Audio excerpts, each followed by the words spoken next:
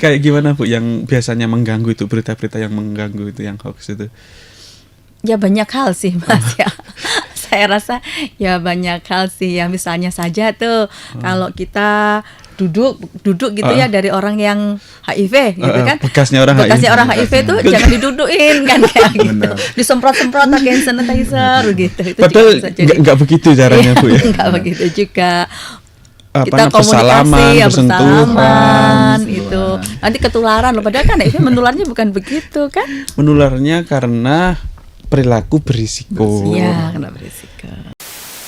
Ada banyak laporan yang masuk kasus positif itu sudah menjangkau anak-anak gitu Bu. Nah, Dinkes bagaimana langkahnya Bu? Dan mungkin nanti kolaborasi dengan komunitas itu bagaimana untuk di konteks yang anak-anak ini Bu? Masa depan kita ini Bu. Iya, di LPA kemarin juga menjadi bagian dari yang mengakses Musrenbang ya. Jadi mereka anak-anak yang dalam kategori usia anak itu rasa penasaran ya, keingintahuan itu yang tinggi sehingga menyebabkan mereka itu coba-coba ya, ingin tahu. Padahal mereka bisa jadi keingintahuan coba-coba itu. Coba-coba maksudnya yang berisiko tadi itu Bu? Iya, karena mereka coba-coba ingin tahu, terus keinginan aktualisasi diri seperti itu. Jadi kita mesti harus sampaikan di sana dan kita mesti harus jawab ya. Kita harus jawab segala sesuatunya itu dengan berdasarkan ilmu kesehatan begitu ya. Logikanya itu seperti apa kan gitu. Halo pemirsa, berjumpa lagi di program Malang Live dan hari ini kita kedatangan dari bidang P2P Dinas Kesehatan. Betul Bu ya? Ada Bu Miftah dan di sebelahnya ada Mas Heru, panitia Hari AIDS Sedunia di Kota Malang. Oke, dan kita hari ini akan ngobrol-ngobrol soal peringatan Hari AIDS dan juga bagaimana program-program Dinkes dalam upaya untuk eliminasi AIDS di Kota Malang. Oke.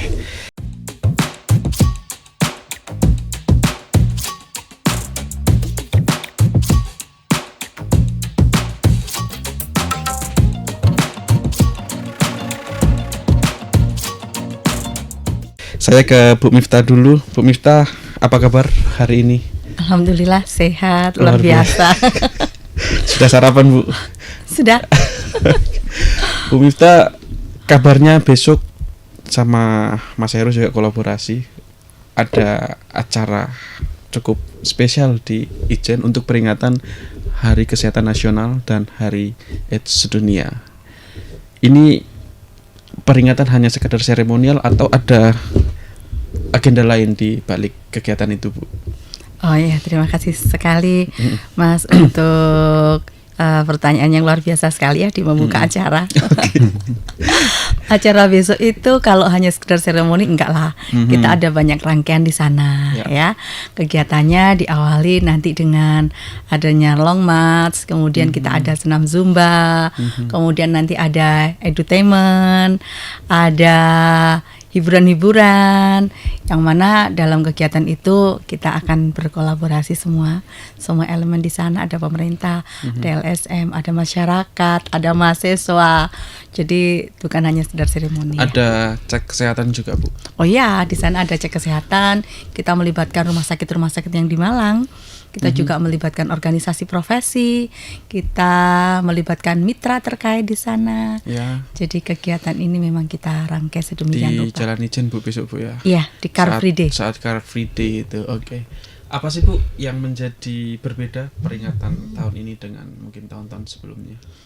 Ya, setiap tahun kita mengadakan ya Mas ya ini untuk peringatan Hari AIDS Sedunia dan HKN.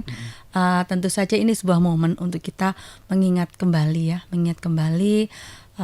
betapa pentingnya untuk kita semuanya merespon dengan baik isu HIV AIDS itu, dan kita juga harus merespon dengan baik terkait dengan peringatan Hari Kesehatan Nasional yang merupakan sebuah upaya untuk gerakan masyarakat hidup sehat. Di mana untuk tajuknya untuk tahun ini di 2024 kita adalah gerak bersama dan sehat bersama. Oke, lebih banyak ini mungkin ya Bu, mengedukasi masyarakat supaya muncul kesadaran kayak gitu ya Bu ya. Iya, betul sekali. Saya ke Mas Heru dulu. Mas Heru seperti apa nanti acaranya, persiapannya mungkin sudah sampai mana? Kalau persiapannya sebenarnya udah hampir 95%, Bu. Tinggal eksekusi aja besok. Tapi nanti malam kita masih siap buat loading dan lain-lain. Jadi untuk persiapan pengisi acara, terus teman-teman komunitas, mahasiswa juga udah ready untuk melakukan kegiatan besok itu gitu. Tinggal eksekusinya besok itu kayak gimana. Oke, berapa ratus ribu nanti orang yang akan 1.500 ya. Sekitar target 1.500 1.500 peserta untuk mengikuti kegiatan kita. Baik.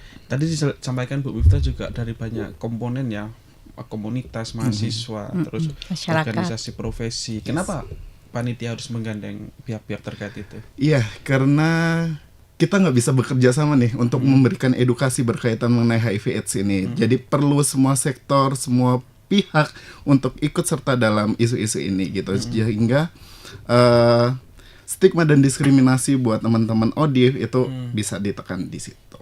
Dan yang selama ini terjadi masih seperti itu ya, maksudnya stigma-stigma itu. Iya, mungkin di daerah lain masih tinggi nih stigma dan diskriminasi buat teman-teman ODIF. Tapi untuk di Kota Malang sendiri udah nggak ada, bahkan iya mungkin kecil atau udah nggak ada bahkan.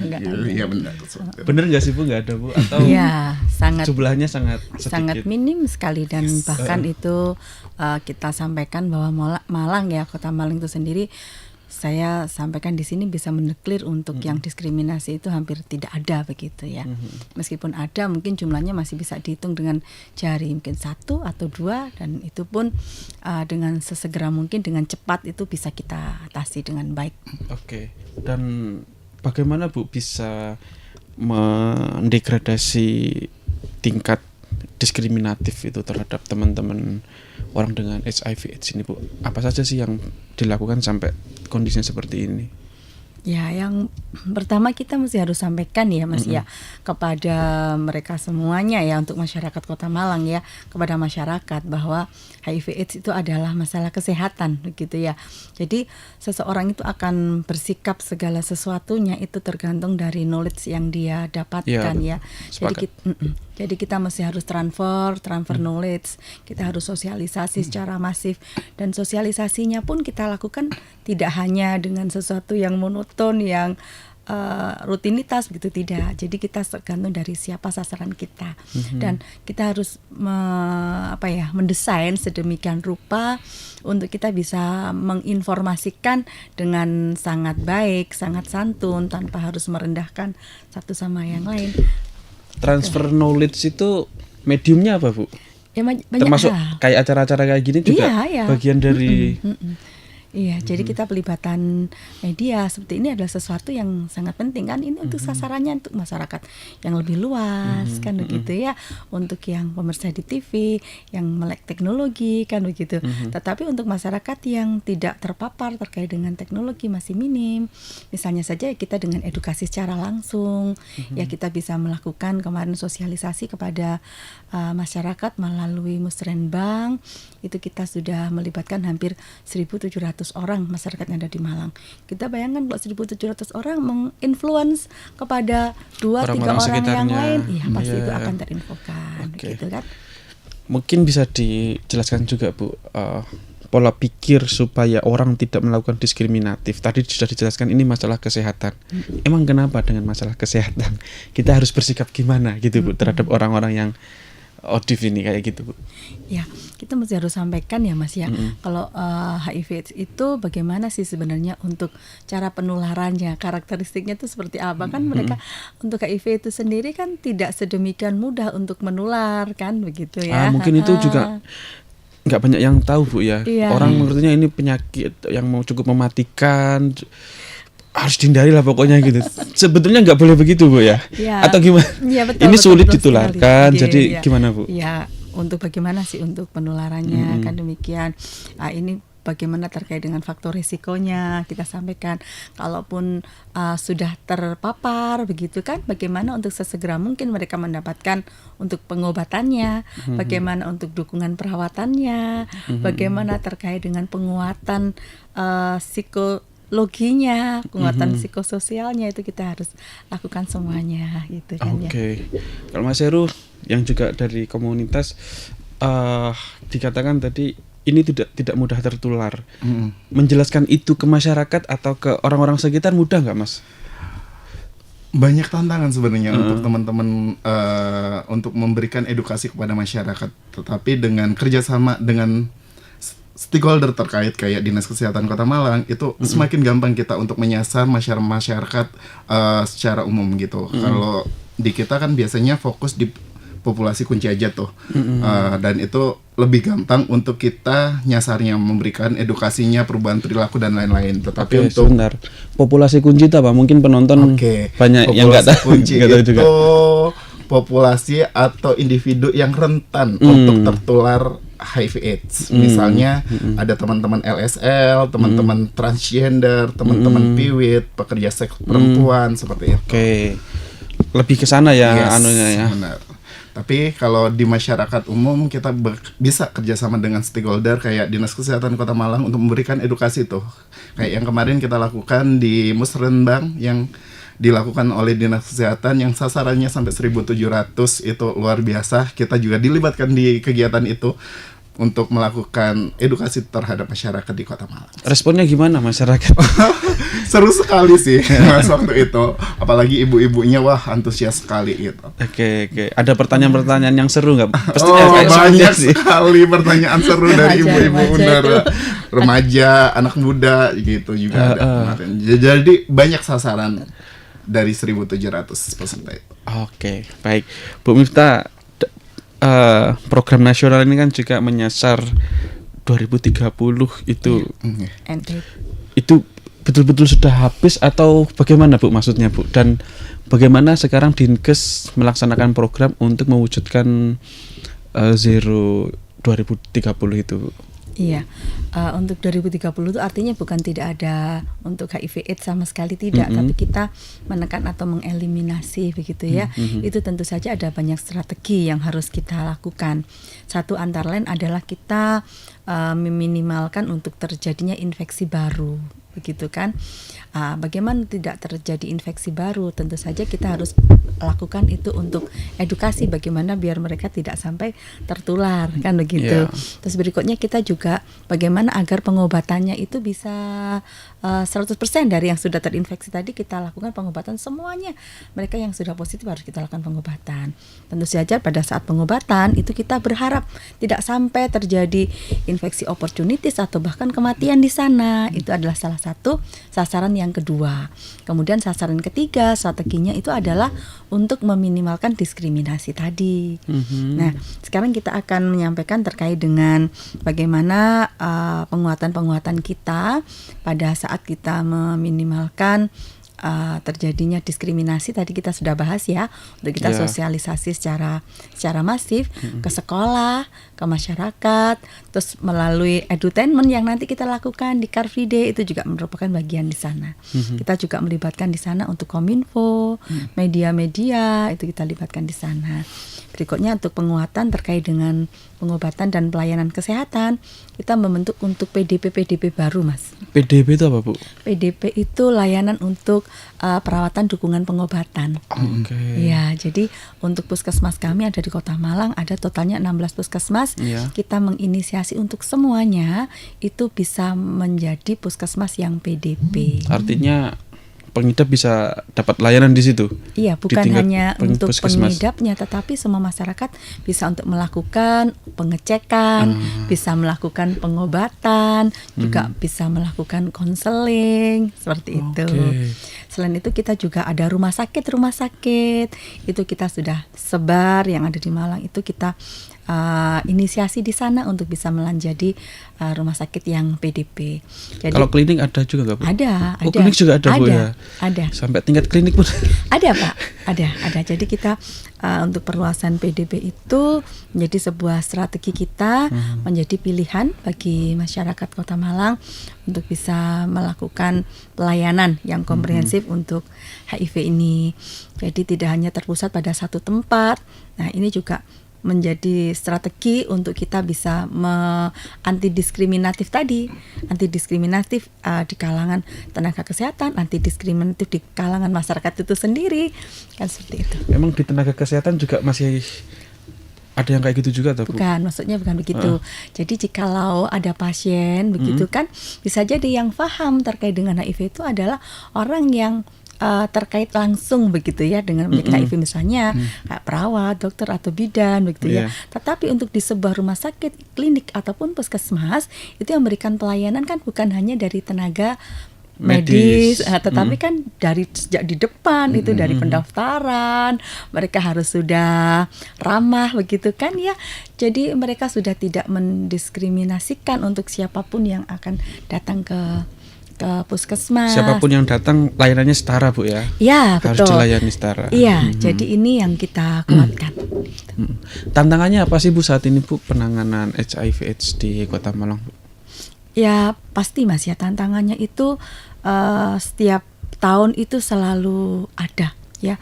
Yang pertama itu begini, untuk tenaga kesehatan itu sendiri seringkali ada mutasi ya. Kalau kami di puskesmas itu kan kita sudah ada satu tim untuk memberi pelayanan HIV itu.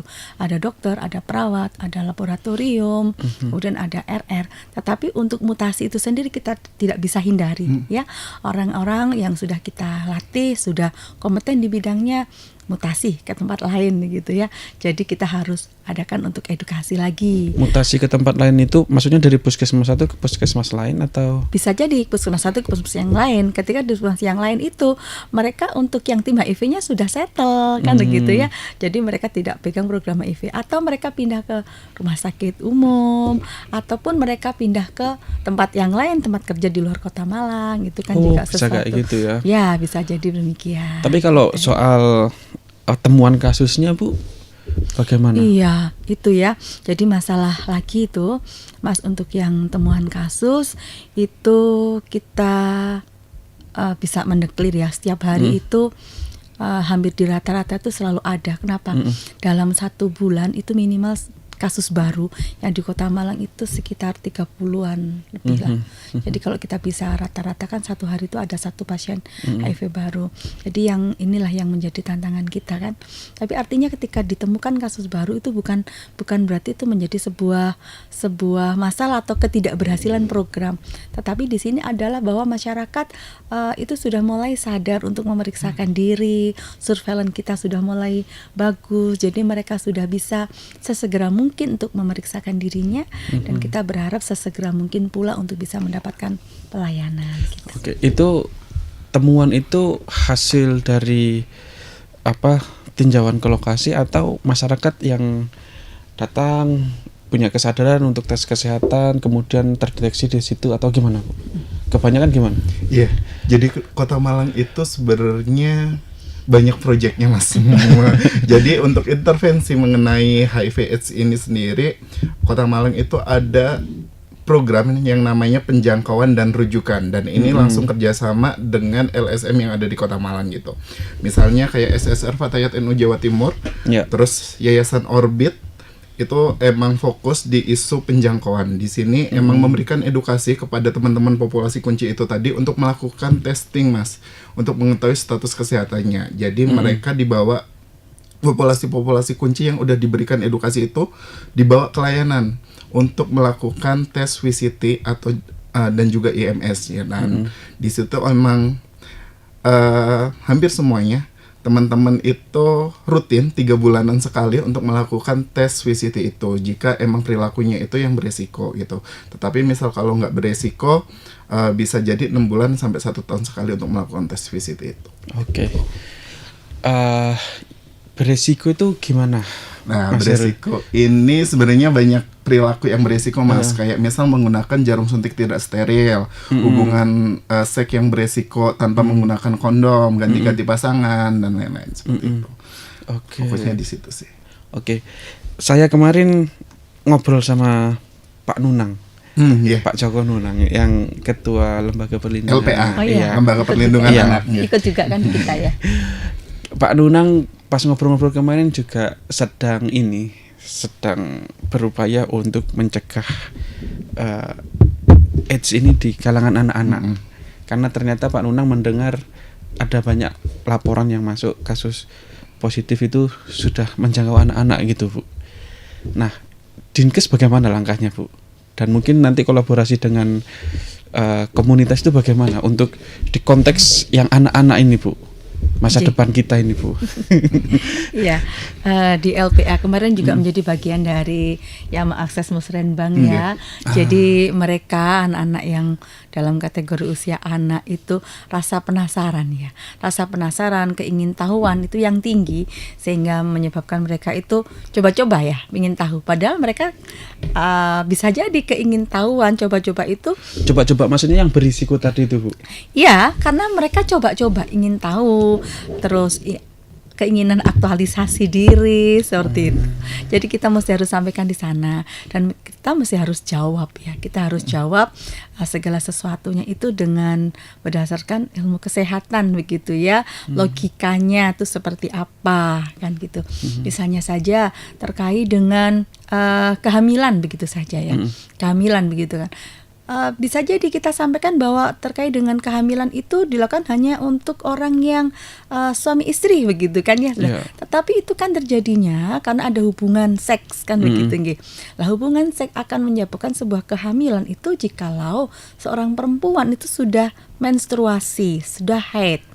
Ya kan? Kita tahu anak yang sudah menstruasi itu sekitar kelas 5 6 SD ya, umur 9-10 tahunan lah gitu kan ya. Jadi ketika dia itu sudah menstruasi, meskipun dia itu belum menikah begitu ya, itu bisa menjadi sebuah kehamilan di sana. Tapi cukup beresiko Bu ya kalau oleh karena itu masih usia muda gitu ya. Ya, jadi mereka itu rasa ingin tahunya yang tinggi itu kita harus sampaikan keingintahuan itu dengan sesuatu yang benar. Jadi kita melakukan edukasi itu bukan hanya kepada itu tadi ya populasi kuning, tapi untuk masyarakat secara aktif. LPA antara lain juga kemarin mengakses. Kita juga memberikan edukasi itu kepada semua guru Mas. Jadi kepada semua guru SMP, SMA, semua guru SD. Ya harapan SMK juga ya, SLB juga harapan kita apa bahwa itu mereka nanti akan menyampaikan kepada siswa-siswa didiknya. Selain itu kami di Puskesmas melalui program UKS yang secara rutin kita lakukan berkunjung ke semua sekolah. Itu wajib Mas, semua institusi pendidikan di Kota Malang wajib dikunjungi oleh petugas Puskesmas 1 kali 1 tahun minimal. UKS itu aktif Bu ya? Ya, kalau di Kota Malang kami aktif Mas. Kalau zaman saya sekolah di SD desa ngono kan, UKS hanya ruangan. Kalau kami enggak, jadi kita memberikan sebuah edaran ya, petunjuk begitu ya, arahan dari Kepala Dinas Kesehatan yang kita berikan edaran kepada semua lembaga, baik itu di bawah Kementerian Agama maupun di bawah Dinas Pendidikan dan itu di UPT Pendidikan Menengah begitu. Kita sampaikan bahwa harus memberikan edukasi terkait dengan HIV dan IMS ini begitu pada saat mereka ada kegiatan UKS. Edukasinya pun itu dilakukan oleh petugas Puskesmas begitu. Kemarin kita juga memberikan edukasi ya secara berkolaborasi ya itu dengan Dispora Pariwisata kepada beberapa sekolah SMA, SMK yang ada di Malang itu seperti itu. Berarti cocok besok ya acara itu Bu melibatkan anak-anak muda juga ya. Nggih, harapan Seharusnya kita bisa begitu. ini sih mereka menyadari ya. Iya, makanya itu untuk kita bisa mendorong agar mereka datang. Kan tidak semua orang ya suka untuk berolahraga pagi, ke Car Free Day, bangun pagi. Jadi kita Mas Heru tawarkan besok bangun pagi. kita tawarkan kegiatan yang menarik di sana kan begitu ya. Kita hadirkan Fake dog yang menarik mereka, ada Zumba gitu ya. Tapi kadang terdengar idiom seperti ini Bu. Orang Indonesia tuh kalau gak ngerasakno langsung itu gak bergerak gitu. Itu dirasakan juga gak di lapangan? Ketika melakukan sosialisasi atau edukasi kepada orang-orang yang tidak merasakan langsung, mereka atau butuh berkali-kali untuk meyakinkan mereka hingga akhirnya sadar gitu. Iya, saya rasa yang namanya sosialisasi ya Mas ya itu seperti halnya sesuatu yang kalau tidak diulang-ulang dia pasti akan lupa. Kan begitu kan. Edukasi, sosialisasi ya kan. Belum lagi kita harus lawan itu untuk yang berita-berita hoak ya. kita udah edukasi secara betul. Tapi kalau ada berita yang hoak begitu, bisa jadi yang dipercaya itu yang hoak-hoak begitu. Jadi harus balance begitu loh, untuk kita bisa ngimbangi ya. Kayak gimana Bu yang biasanya mengganggu itu, berita-berita yang mengganggu itu, yang hoax itu? Ya banyak hal sih Mas ya. Saya rasa ya banyak hal sih ya, misalnya saja tuh kalau kita duduk gitu ya dari orang yang HIV gitu kan, bekasnya orang HIV tuh jangan didudukin kan kayak gitu, disemprot-semprot pakai hand sanitizer gitu. Itu padahal nggak begitu caranya Bu ya. Nggak begitu juga. Kita komunikasi ya, bersalaman itu nanti ketularan loh, padahal kan HIV menularnya bukan begitu kan. Menularnya karena perilaku berisiko. Iya, karena berisiko. Iya, kalau di luar itu kan aman-aman aja Bu ya. Iya begitu. Oh, maksudnya berita-berita hoax itu kayak gitu. Iya. Dan masyarakat lebih banyak cenderung percaya kayak gitu ya. Ya makanya itu harus kita edukasi lagi. Bolak-balik gitu. Terus kemudian yang menyampaikan itu harus orang yang bisa dipercaya sama mereka kan. Meskipun beritanya benar, tapi kalau yang menyampaikannya tidak bisa dipercaya oleh mereka, apa yang dia sampaikan tuh mereka tidak bisa terima begitu kan. Orang yang itu di-reject sama mereka ya nggak akan sampai kan, nggak begitu nggih. Dan kita mengasumsikan bahwasanya untuk edukasi begini itu bukan hanya dilakukan oleh tenaga kesehatan nggih. Jadi kita bisa lakukan itu dengan berbagai kalangan begitu ya. Untuk misalnya saja untuk di kalangan agamis begitu kan, yang memberikan edukasi itu penyuluh agama. Saya dengar juga menggandeng Kementerian Agama Bu ya. Iya betul. Oh itu penting itu Bu. Iya, Kalau sudah betul. bawa agama kayaknya kecenderungan untuk percaya cukup kuat itu Bu. Iya, kami sangat bersyukur ya didukung sekali oleh Kementerian Agama melalui penyuluh-penyuluh agama seperti itu. Artinya mereka juga punya pemahaman soal bagaimana ya beradaptasi dengan teman-teman HIV/AIDS dan bagaimana cara pencegahan. Iya, kayak gitu Bu ya. Ya, ketahanan keluarga juga sangat penting di sana. Kan begitu ya. Untuk yang remaja-remaja kita libatkan seperti Mas Heru dan teman-temannya. Itu kan mereka akan merasa oh ini teman saya gitu, yang dia sampaikan saya percayalah begitu, daripada yang bicara kayak saya begitu kan ya old itu kalau sepuh gak zaman begitu kan ya itu. Beda usia, beda anunya Bu ya. Itu kan biyen, sekarang gak gitu kan gitu ya Mas. Seperti jadi kita masih harus pintar-pintar sih. Baik, Mas Heru, ini sebelum di penghujung acara, apa yang ingin Anda sampaikan kepada teman-teman komunitas atau masyarakat luas terhadap supaya diskriminasi itu tidak hadir dan memang kemudian bisa berbaur dan bisa mandiri dan berdaya teman-teman HIV.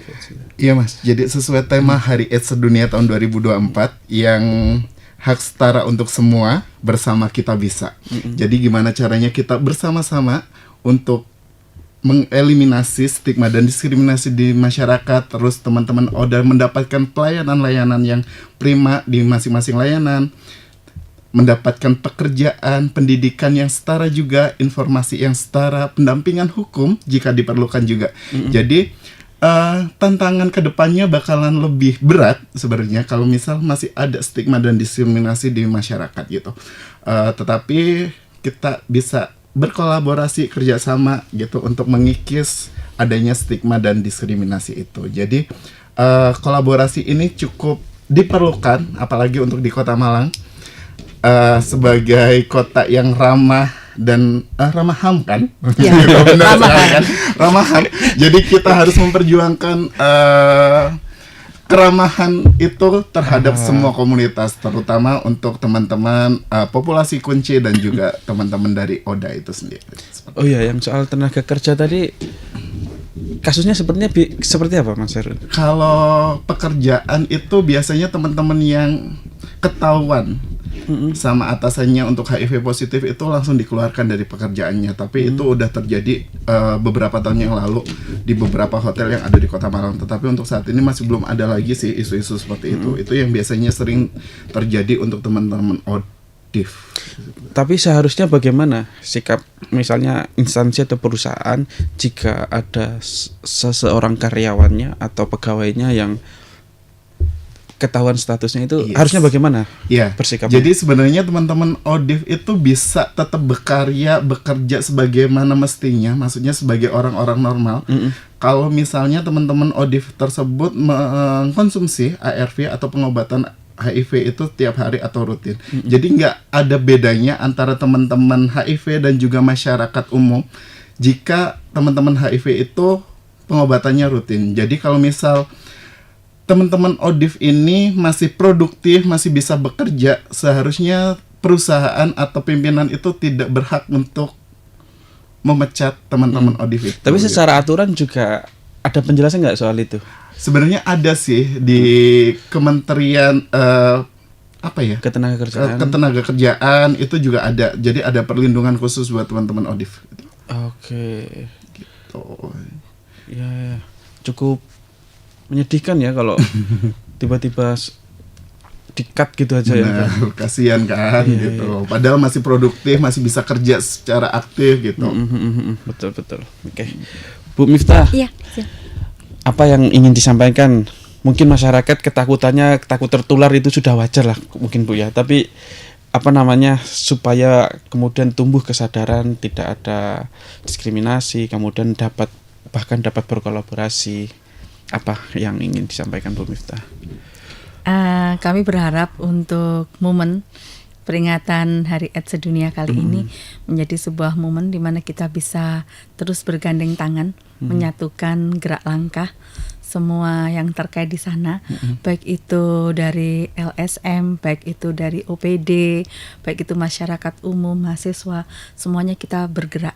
Karena kalau kita hanya sepenggal dan kita ada ego-ego program di sana, akan lebih sulit untuk kita bisa eliminasi AIDS di tahun 2030. Ya, berikutnya kami berharap juga untuk semua kalangan di sana untuk mendapatkan informasi terkait dengan HIV/AIDS itu secara benar begitu ya, untuk sebagai upaya untuk mereka mendapat informasi yang tepat bagaimana itu terkait kasus HIV/AIDS, bagaimana itu mereka untuk bisa mendapatkan pelayanan secara paripurna, secara baik di Kota Malang.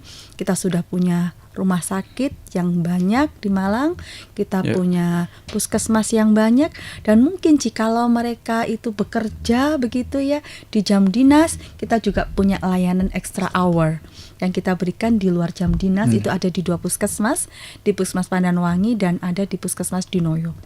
Kita juga memberikan layanan terkait dengan HIV ini ya. Kita punya POC.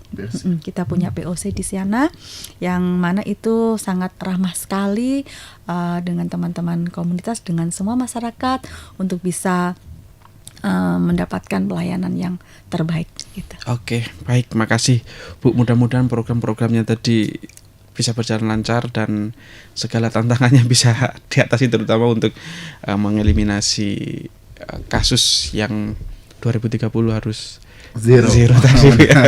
Oke. Pemirsa, demikian obrolan saya dengan Dinas Kesehatan dan dari panitia Hari AIDS Dunia mengenai HIV/AIDS yang ada di Kota Malang. Ikuti terus program-program lainnya di Malang Live dan sampai jumpa. Terima kasih. Download Tribun X sekarang. Menghadirkan lokal menjadi Indonesia.